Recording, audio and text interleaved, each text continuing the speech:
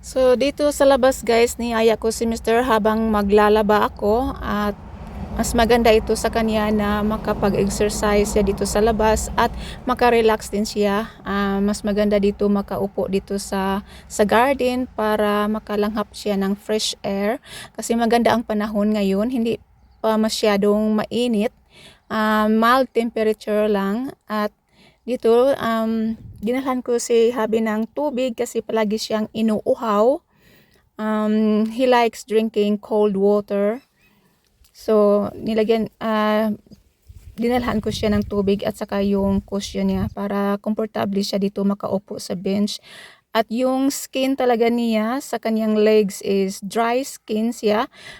Gusto ko sanang huhugasan nito ng wet washer, pero ayaw niya sa wet washer. Gusto niya diretso lang apply ng dermal cream, yung special cream na for dry skin. Kasi napaka dry skin yung ano niya, yung legs niya. So, habang nagsasampay ako, so dito ko siya para mabantayan ko din siya. At mas maganda na maka-walking siya dito kahit ano lang, hindi lang malayo. So, kahit malapit lang dito lang sa garden. Ayan, so ito yun, it's not easy. Being a carer is not easy, looking after a patient with cancer.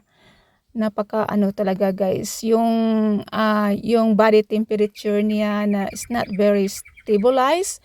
Minsan mag-hot flush siya, then after that in a few hours lalamigin naman siya, he feels cold, so I have to give him a hot bottle. Siguro sa kanyang cancer, yung cancer treatment, siguro na nag-hot flush siya. So yun, at ayun, medyo okay na siya. Hindi siya katulad few weeks ago na pag maglakad siya, madali siyang matumba. Yung kahit mayroon siyang dalawang walking stick pero hindi pa, it's not enough to support him because he's easy to fall over.